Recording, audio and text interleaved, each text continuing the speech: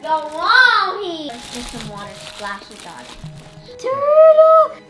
Turtle. Oh, goodness! Turtle! There we go. What is that?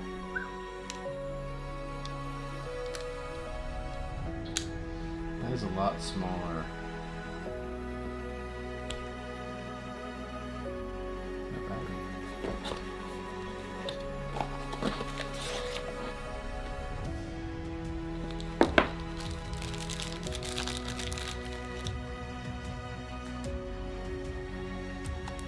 You order it online, you get a free card.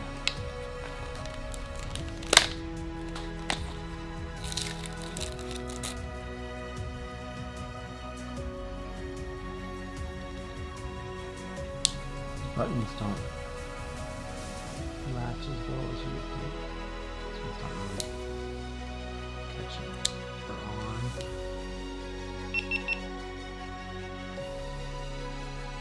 Today is the 9th. Today's the 9th. Today's the 10th. And then it's the 9th. Thanks. It's at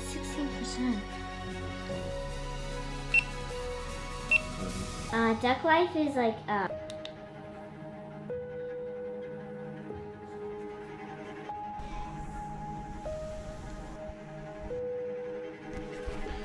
So this is the replacement for my old GoPro. I've been using the Hero Session, actually the first Hero Session that came out.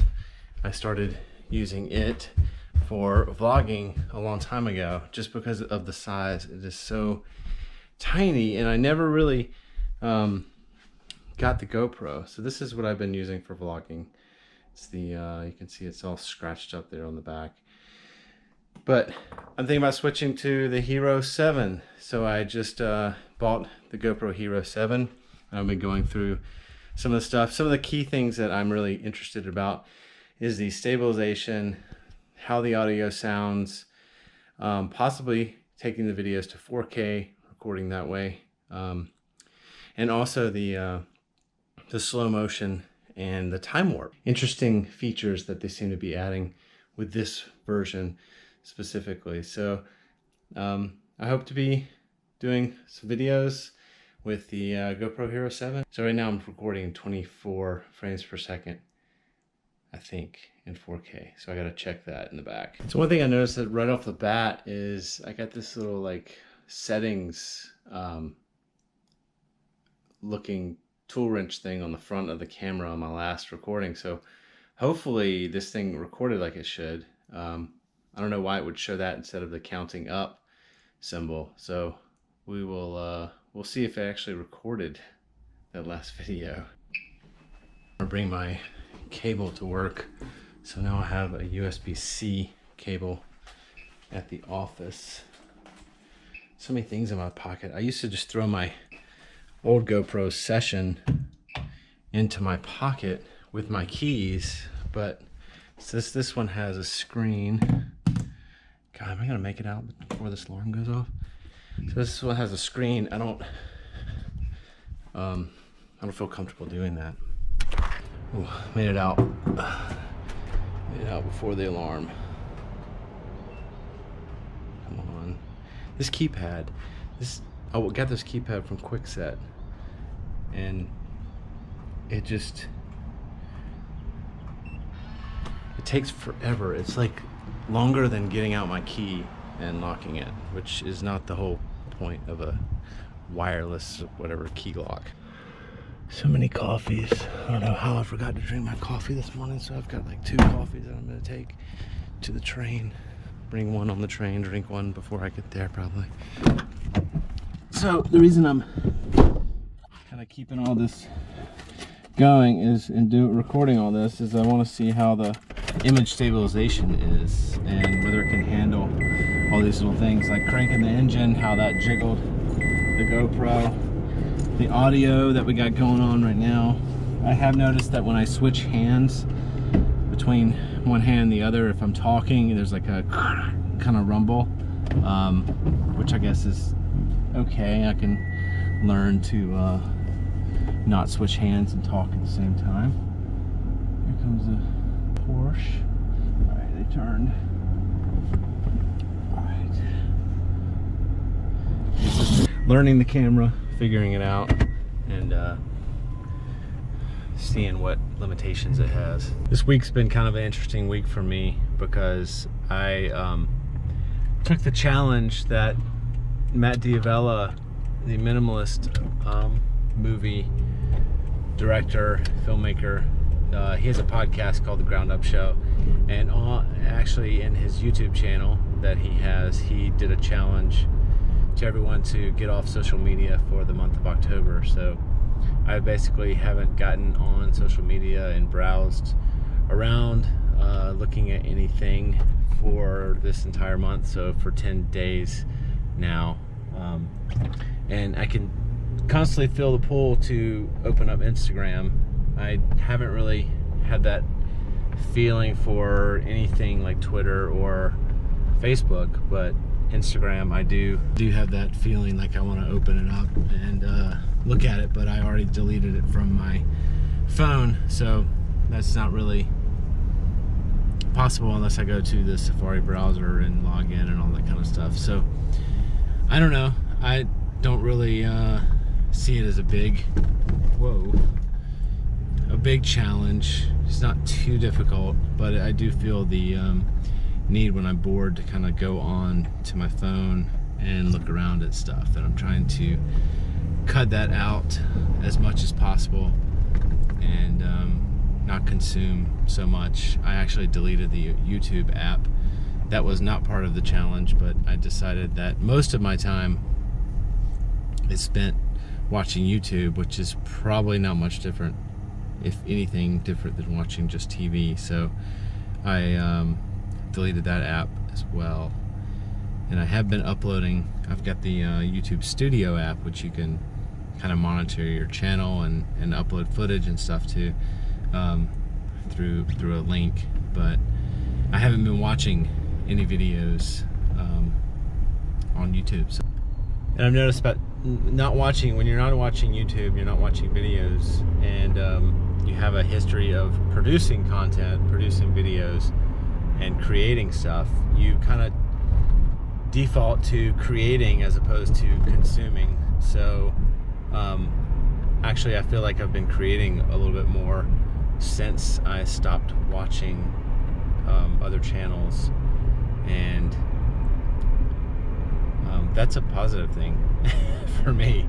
It's I don't want to be distracted by things. I want to be able to create as much as possible, and if I use the tools that I have to create more than the tools being used to consume, that's a positive thing, and that's the way I want to be using my devices and my cameras and stuff. So I got a deadline this week, so I'm going to be working on 3D models and building plans for a bunch of different buildings in this one development in Florida. So wish me luck. Got a meeting on Friday, and hopefully we'll be able to get everything done before then. It's quite a bit to do. I'm trying to figure out the best way to hold this GoPro, and I feel like it's got maybe like this is the best way. Kind of, I don't know if you can see that, but basically one finger on the side of it, a thumb up against the lens, and then index finger basically where the record button is, because there's microphones kind of all over this thing, and I don't want to cover the microphones because I want the sound quality to be good. And maybe how to transition it to another hand without making that scratching sound.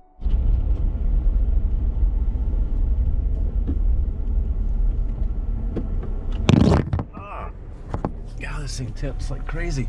My other camera, the Session, was not top heavy like this, and it would not tip over at a moment's notice.